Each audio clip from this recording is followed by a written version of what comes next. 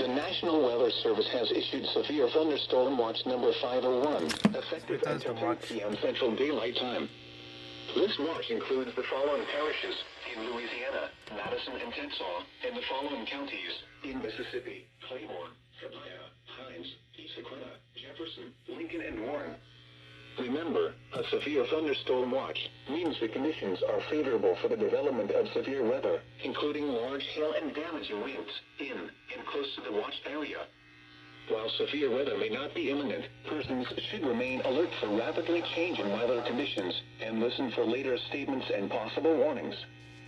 Stay tuned to NOAA weather radio, commercial radio and television outlets, or internet sources for the latest severe weather information.